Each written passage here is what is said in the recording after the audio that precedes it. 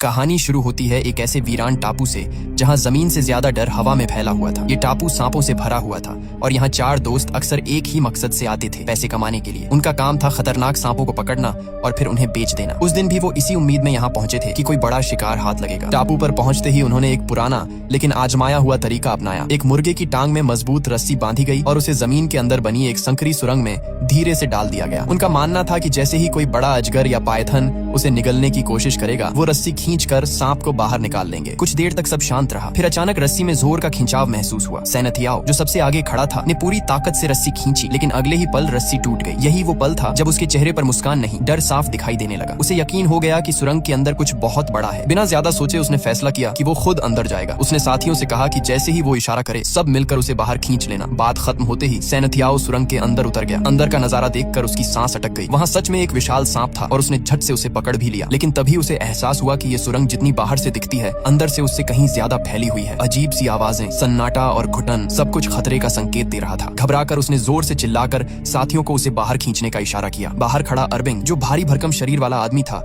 इसे मजाक समझ बैठा। उसे लगा सैनथियाओ डराने के लिए नाटक कर रहा है। हंसते हुए उसने मदद करने के बजाय उसके पैरों में गुदगुदी करनी शुरू कर दी। लेकिन मजाक उस वक्त खत्म हुआ जब सैनथियाओ की चीखें सच में डर से भर गईं। अब तीनों दोस्त एक साथ रस्सी खींचने लगे, मगर तब तक देर हो चुकी थी। सुरंग के अंदर से एक बेहद विशाल सांप झपटा और पल भर में सैनथियाओ को अपनी पकड़ में लेकर अंदर खींच ले गया। घबराए हुए अरबिंग ने हाथ डालकर उसे बचाने की कोशिश की, लेकिन अगले ही सेकंड एक सांप ने उसके हाथ को जकड़ लिया। बड़ी मुश्किल से उसे बाहर खींचा गया। उसके हाथ से चिपका वो सांप तुरंत मार दिया गया, लेकिन नुकसान हो चुका था। सुरंग के अंदर से आ रही भयानक अजीब सी आवाजें अब किसी आम सांप की नहीं लग रही थीं। सबको लगने लगा कि वहाँ कोई और ही खौफनाक चीज छिपी है। डर के मारे वो लोग बिना पीछे देखे अपनी नाव की ओर भागे। रात हो चुकी थी, बारिश तेज हो रही थी, नाव आगे बढ़ रही थी और अरबिंग अंदर ही अंदर टूट चुका था। उसे लग रहा था कि सैनथियाओ की मौत का जिम्मेदार वही है। इसी बात पर नाव में बहस शुरू हो गई और तभी अचानक उनकी नाव को नीचे से जोरदार टक्कर लगी। उस झटके के बाद उन सबके दिमाग में एक ही ख्याल घूमने लगा, कहीं वही टापू वाला खौफनाक मॉन्स्टर उनका पीछा तो नहीं कर रहा। वो कुछ समझ पाते उससे पहले ही नाव को एक और जबरदस्त झटका लगा। इस बार असर इतना ज्यादा था कि पूरी नाव बुरी तरह डगमगा गई और डाबिंग अपना संतुलन खोकर सीधे पानी में गिर गया। डाबिंग को गिरते देख बामियान घबराकर नाव के ऊपर चढ़ा और तुरंत लाइट चालू कर दी। उधर अरबिंग ने बिना वक्त गंवाए रस्सी से बंधा हुआ टायर पानी में फेंक दिया ताकि डाबिंग उसे पकड़ सके। सब कुछ सेकंड में हुआ, लेकिन डर का माहौल और गहरा होता जा रहा था। इसी बीच जैसे ही अरबिंग की नजर बामियान की तरफ गई, उसके पीछे उसे एक बेहद विशाल सांप खड़ा दिखाई दिया।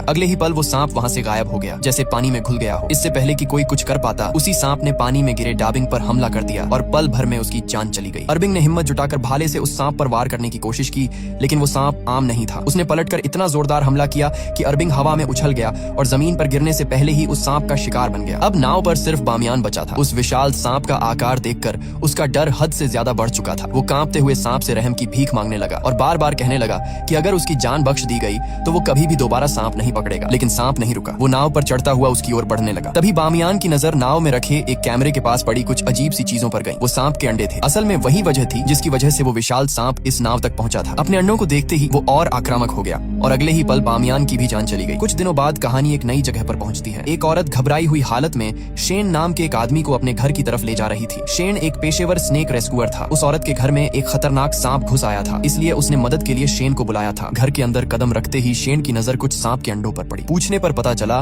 कि वो अंडे उस औरत का पति कहीं से उठा कर ले आया था। शेन ने साफ शब्दों में कह दिया कि वही सांप इन अंडों की वजह से यहाँ तक पहुंचा है। तभी ऊपर वाले कमरे से हलचल की आवाज आई। शेन तुरंत वहाँ पहुंचा। कमरे के एक कोने में वो औरत का पति और उसका बच्चा डरे हुए बैठे थे और उनके सामने वही जहरीला सांप फन फैलाए खड़ा था। सांप ने शेन पर भी हमला करने की कोशिश की, लेकिन शेन अपने काम में माहिर था। उसने कुछ ही पलों में सिर्फ एक रस्सी की मदद से सांप को काबू में कर लिया। जब उस औरत के बच्चे ने राहत की सांस लेते हुए शेन का शुक्रिया अदा किया तो शेन ने शांति से कहा, सांप बुरे नहीं होते, बस अपने पिता से कहना कि आज के बाद सांप के अंडे कभी मत चुराना। इसके बाद शेन के पास उसका दोस्त माफिन आया। आते ही उसने अपना मोबाइल शेन के सामने कर दिया। स्क्रीन पर एक न्यूज क्लिप चल रही थी। रिपोर्ट में बताया जा रहा था कि कुछ दिन पहले समुद्र में हुई रहस्यमयी घटना के बाद अब पुलिस को समुद्र के किनारे बामियान की लाश और उसका कुछ सामान मिला है। लाश की हालत देखकर साफ लग रहा था कि मामला किसी आम हादसे का नहीं है। ये खबर देखते ही शेन एक पल भी रुका नहीं। वो सीधे वाइल्ड लाइफ प्रोटेक्शन एसोसिएशन के ऑफिस पहुंच गया। वहाँ उसने बामियान की तस्वीरें सबके सामने रखी और समझाया कि शरीर पर बने दांतों के निशान किसी साधारण सांप के नहीं है। उसके मुताबिक ये निशान टाइटन पाइथन के हैं, जिसकी लंबाई करीब 15 मीटर तक हो सकती है और ऐसे सांप सिर्फ एक ही जगह पाए जाते हैं, स्नेक आइलैंड पर। शेन का मानना था कि अब देर नहीं करनी चाहिए। उसने संगठन की ताकत का इस्तेमाल करते हुए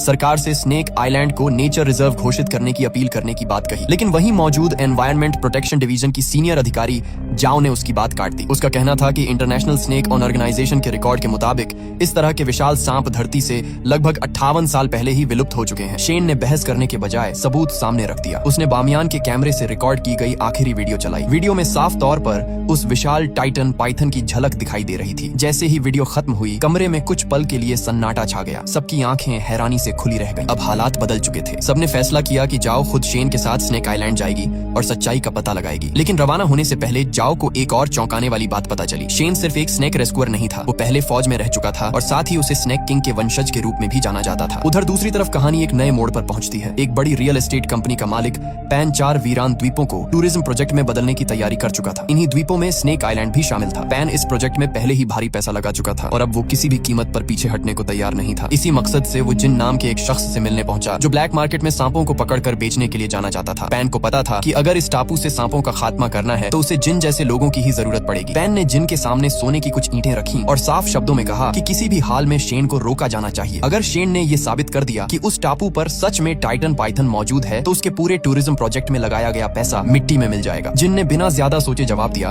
कि वो ऐसी हालत पैदा ही नहीं होने देगा। अगले ही दिन शेन, जाओ और उनका दोस्त माफिन एक नाव के जरिए उसी खतरनाक टापू की तरफ निकल पड़े। सफर के दौरान शेन ने दूरबीन से आसपास का जायजा लिया तो उसकी नजर दूर एक दूसरी नाव पर पड़ी। ध्यान से देखने पर उसे जिन अपने गुंडों के साथ उसी दिशा में जाता दिखाई दिया। उसी पल शेन समझ गया कि जिन और पैन के बीच डील हो चुकी है। टापू पर पहुंचते ही जिन ने अपने आदमियों से वहां रुकने का पूरा इंतजाम करवाया और तुरंत टाइटन पाइथन को पकड़ने की योजना बनाने लगा। सब कुछ उनके कंट्रोल में लग रहा था, लेकिन तभी हालात बदलने लगे। जिनका आदमी मुताऊ थोड़ी दूरी पर शौच के लिए गया था, वहीं पास में बंधा उसका कुत्ता अचानक जोर जोर से भौंकने लगा। उसे झाड़ियों में कुछ अजीब सा महसूस हो रहा था। अगले ही पल कुत्ता अपनी रस्सी तोड़कर उन्हीं झाड़ियों में भाग गया और फिर वापस नहीं लौटा। ये देखकर मुताऊ के दिल में डर बैठ गया, लेकिन असली खौफ तब सामने आया जब उसने महसूस किया कि कोई बेहद भारी चीज तेजी से उसकी तरफ बढ़ रही है। कुछ ही देर बाद मुताऊ लड़खड़ाता हुआ वापस टेंट्स की तरफ पहुंचा। उसकी हालत देखकर साफ लग रहा था कि उसके साथ कुछ बहुत गलत हुआ है। उसी वक्त उसके पीछे से एक विशाल कोबरा भी बाहर निकल आया। वही कोबरा मुताऊ की इस हालत की वजह था। कोबरा को देखते ही वहां अफरा तफरी मच गई और सब लोग जान बचाकर भागने लगे, लेकिन तभी वो कोबरा एक आदमी के सामने फन फैलाकर रुक गया। माहौल इतना तनावपूर्ण था कि अगर वो आदमी जरा भी हिलता तो उसकी मौत तय थी। तभी पास के एक टेंट से एक लड़की और 2 आदमी बाहर निकले जो आपस में भाई बहन थे। हालात कितने भी खतरनाक क्यों न हो, उन्होंने फैसला खेल के जरिए करने का किया। उन्होंने रॉक पेपर सीजर खेलना शुरू किया और तय हुआ कि जो जीतेगा वही उस विशाल कोबरा को पकड़ेगा। ये खेल हॉन्ग नाम के आदमी ने जीत लिया। हॉन्ग इस काम में इतना माहिर था कि उसने बिना वक्त गंवाए कोबरा को काबू में किया और कुछ ही सेकंड में उसे एक बैग में बंद कर दिया। इसके बाद उसने वो बैग जाकर सीधे जिन को सौंप दिया। इसी दौरान शेन भी अपने साथियों के साथ वहां पहुंच गया। आते ही उसने जिन से साफ कहा कि उस कोबरा को तुरंत छोड़ दिया जाए। बातों बातों में माहौल गर्म हो गया। थोड़ी बहस के बाद जिन ने तंज भरे अंदाज में कहा कि अगर शेन उसकी पकड़ से वो कोबरा वाला बैग छीन ले तो वो उसे ले जा सकता है। अगले ही पल हालात हाथापाई तक पहुंच गए। शेन का फौजी बैकग्राउंड यहाँ साफ नजर आ रहा था। उसकी चालें तेज और सटीक थीं। कुछ ही पलों में उसने जिन को काबू में कर लिया और कोबरा वाला बैग अपने हाथ में ले लिया। अपने बॉस को हारता देख जिन के गुंडों ने तुरंत शेन, माफिन और जाओ पर हथियार तान दिए। माहौल पल भर में और खतरनाक हो गया, लेकिन जिन ने हाथ उठाकर उन्हें रोक दिया। उसने सबको पीछे हटने का इशारा किया। भले ही वो ये लड़ाई हार चुका था, लेकिन उसके चेहरे से साफ लग रहा था कि असली खेल अभी बाकी है। उधर शेन और उसके साथी उस कोबरा को सुरक्षित तरीके से आजाद कर देते हैं। इसके बाद वो पूरे इलाके में घूम घूम कर टाइटन पाइथन की मौजूदगी के सबूत इकट्ठा करने लगते हैं। देखते ही देखते रात गहरी हो जाती है और बारिश भी शुरू हो जाती है। तेज बारिश से बचने के लिए शेन उन्हें उस पुराने कॉटेज में ले जाता है जिसे कभी उसके दादाजी ने अपने हाथों से बनाया था। ये जगह अब सुनसान थी और जंगल के बीच बिल्कुल अलग थलग खड़ी थी। जैसे ही वो लोग कॉटेज के अंदर कदम रखते हैं, हवा में सड़ी हुई मछली जैसी तेज बदबू फैल जाती है। इस बदबू ने शेन को चौकन्ना कर दिया। उसे अंदेशा हो गया कि शायद टाइटन पाइथन हाल ही में यहाँ से गुजरा है। तीनों सावधानी से कॉटेज का मुआयना ही कर रहे थे कि तभी उनकी नजर एक कोने पर पड़ी। वहाँ एक आदमी की लाश पड़ी हुई थी। ये दृश्य देखते ही माफिन और जाओ की हालत खराब हो गई। डर और सन्नाटे ने पूरे कॉटेज को अपनी गिरफ्त में ले लिया। जब शेन ने उस लाश को ध्यान से देखा तो उसके चेहरे का रंग उड़ गया। वो किसी और की नहीं बल्कि बामियान के दोस्त अरबिन की लाश थी। शरीर की हालत देखकर जाओ ने तुरंत बता दिया कि उसकी मौत किसी आम हमले से नहीं हुई बल्कि उसे जिंदा निकला गया था। ये साफ तौर पर सांप का काम था। शेन ने तय किया कि जैसे ही नेटवर्क मिलेगा वो पुलिस को अरबिन की लाश के बारे में सूचना देगा ताकि उसका सही तरीके से अंतिम संस्कार हो सके। इसके बाद कॉटेज की दीवार पर उनकी नजर पड़ी जहाँ एक बड़ा सा छेद बना हुआ था। तीनों ने मिलकर उस छेद के सामने भारी सामान लगा दिया ताकि कोई भी सांप अंदर न घुस सके। थोड़ी देर बाद जाओ कपड़े बदलने चली गई और शेन सबके लिए खाना बनाने लगा। लेकिन कपड़े बदलते वक्त जाओ को अजीब सा एहसास हुआ जैसे कोई उसे छुपकर देख रहा हो। उसने आसपास नजर दौड़ाई मगर कुछ दिखाई नहीं दिया। डर को नजरअंदाज करते हुए वो वापस शेन और माफिन के पास आ गई। खाने के बाद माफिन को शेन के दादाजी के एक पुराने संदूक से एक तस्वीर मिली। उस तस्वीर में साफ तौर पर टाइटन पाइथन दिखाई दे रहा था। उधर शेन और जाओ को फिर से किसी की मौजूदगी महसूस होने लगी। जब शेन ने दरवाजा खोलना चाहा तो पता चला कि दरवाजा बाहर से बंद किया गया था। उसी वक्त माफिन की नजर अरबिन की लाश पर डाले कपड़े पर गई। उसके नीचे कुछ हिल रहा था। डर के मारे उसकी आवाज तक नहीं निकल पा रही थी। शेन ने हिम्मत करके कपड़ा हटाया तो नीचे एक जहरीला सांप फुफकार रहा था। शेन ने तुरंत उसे पकड़कर दूर फेंक दिया लेकिन खतरा अभी खत्म नहीं हुआ था। दूसरे ही पल एक और सांप ने माफिन को काट लिया। हालात हाथ से निकलते देख शेन ने आग का इस्तेमाल किया और दोनों सांपों को पीछे हटने पर मजबूर कर दिया। उसने अपने बैग से झर का एंटीडोट निकाला ताकि माफिन को बचाया जा सके। लेकिन तभी छुपे हुए जिन के आदमी ने पीछे से आकर शेन को इंजेक्शन मार दिया। कुछ ही सेकंड में शेन का शरीर सुन्न होने लगा। वो हिल भी नहीं पा रहा था। उसी पल दोनों जहरीले सांप फिर से उनकी तरफ बढ़ने लगे। उधर बाहर जिनका ही एक आदमी जाओ को जबरदस्ती खींचकर कॉटेज से बाहर ले आया।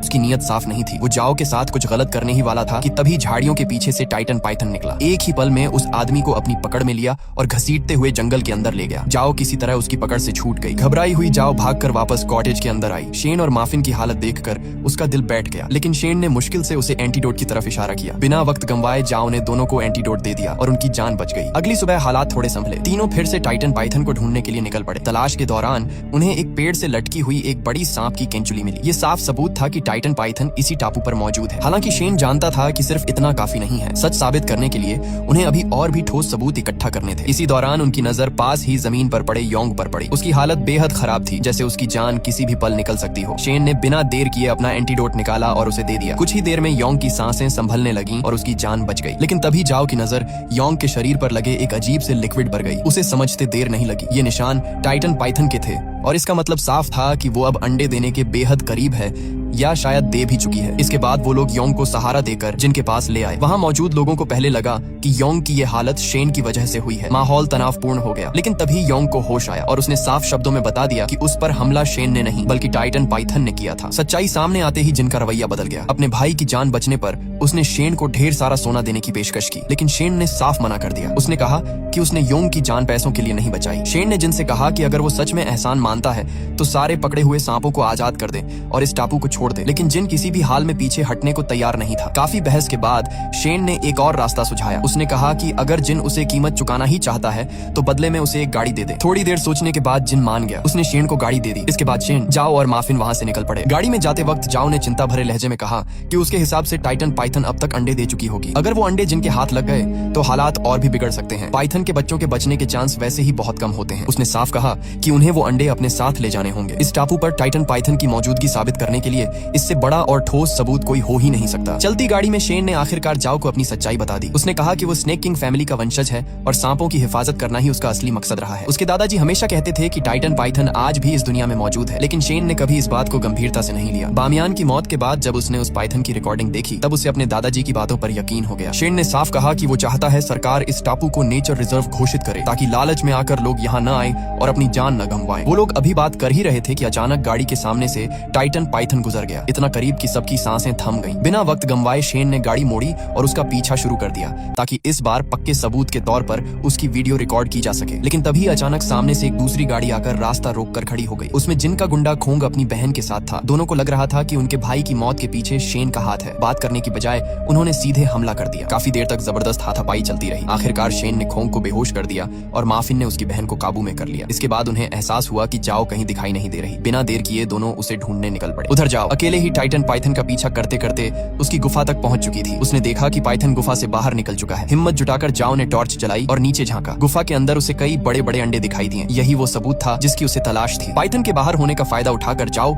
रस्सी के सहारे नीचे उतर गई और अंडों को करीब से देखने लगी। लेकिन तभी उसे एहसास हुआ कि पाइथन वापस लौट रहा है। घबराकर उसने तुरंत एक अंडा अपने बैग में डाला और ऊपर चढ़ने लगी। उसी पल किसी ने नीचे से उसका पैर पकड़ लिया। वो वही आदमी था जिसने पहले कॉटेज के बाहर उसके साथ गलत करने की कोशिश की थी। टाइटन टाइटन पाइथन ने उसे निगल तो लिया था, लेकिन वो किसी तरह जिंदा बच गया था और अब बदले की आग में जल रहा था। उसने चिल्लाकर कहा कि अगर वो मरेगा तो जाओ को भी साथ लेकर मरेगा। इसी पल जाओ को याद आया कि टाइटन पाइथन की तलाश के दौरान उसने एक सांप से थोड़ा सा जहर निकालकर अपने पास रख लिया था। उसने तुरंत वो जहर निकालकर उस आदमी की आंखों में डाल दिया। दर्द से तड़पता हुआ वो आदमी जोर जोर से चीखने लगा। जाओ ने मौका पाकर खुद को संभाला और रस्सी के सहारे ऊपर चढ़ गई। तड़पते हुए उस आदमी से एक अंडा नीचे गिरकर टूट गया और उसने जाओ की रस्सी पकड़कर बाहर निकलने की कोशिश भी की, लेकिन तभी टाइटन पाइथन गुफा में वापस आ चुका था। अपने टूटे हुए अंडे को देखकर वो बेकाबू हो गया। अगले ही पल उसने उस आदमी को अपनी ताकतवर पकड़ में लिया और उसे वहीं खत्म कर दिया। गुफा के अंदर गूंजती उस दहशत भरी आवाज के साथ जाओ समझ चुकी थी कि असली खतरा अब शुरू होने वाला है। गुफा से जान बचाकर भागती हुई जाओ जैसे ही जंगल के बाहर निकली, रास्ते में उसे शैन और माफिन मिल गए, लेकिन राहत की सांस लेने का मौका भी नहीं मिला था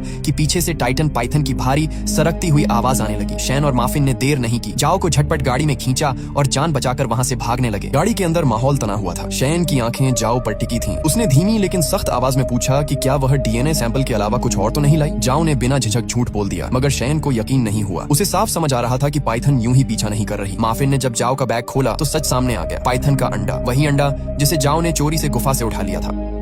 शैन ने चेतावनी दी कि अगर यह अंडा वापस नहीं रखा गया तो वे तीनों की मौत तय है, लेकिन जाओ किसी कीमत पर अंडा छोड़ना नहीं चाहती थी। उसने अचानक चाकू निकालकर माफिन के गले पर रख दिया और शैन को गाड़ी तेज चलाने का हुक्म दिया। कुछ दूरी पर जाकर जब पाइथन पीछे छूट गई, जाओ गाड़ी से कूदकर भाग निकली, लेकिन वह ज्यादा दूर नहीं जा पाई थी कि जिन और उसके लोग उसे घेर चुके थे। यही खुलासा हुआ कि जाओ भी किसी मिशन पर थी। उसे टाइटन पाइथन का अंडा लाने का कॉन्ट्रैक्ट मिला था और इसी वजह से वह शैन के साथ इस टापू पर आई थी, जिनके आदमी शैन और माफिन को भी पकड़कर गाड़ी से बाहर ले आए। शैन ने आखिरी बार समझाने की कोशिश की, मगर जिनको सिर्फ पाइथन चाहिए था। उसने तीनों को बांध दिया और शैन व माफिन को एक कंटेनर में बंद कर उनके ऊपर खून उड़ेल दिया ताकि उस खूंखार सांप को चारे के लिए बुलाया जा सके। खून की गंध ज्यादा देर तक छुपी नहीं रह सकती थी। थोड़ी ही देर में पाइथन वहां पहुंच गई। कंटेनर के अंदर शैन ने हिम्मत दिखाई और चालाकी से अपनी और माफिन की रस्सियां खोल दी। दोनों किसी तरह बाहर निकलने ही वाले थे कि जिन ने सीसीटीवी पर सब देख लिया और बाहर से कंटेनर का दरवाजा बंद करवा दिया। वे फिर से फंस चुके थे। यह सब जाओ देख चुकी थी। उसने भी अपने हाथ खोल लिए और उन्हें बचाने के लिए दौड़ पड़ी। जिनके गुंडे उसके पीछे पड़ गए, लेकिन उसने यौन के गले पर चाकू रखकर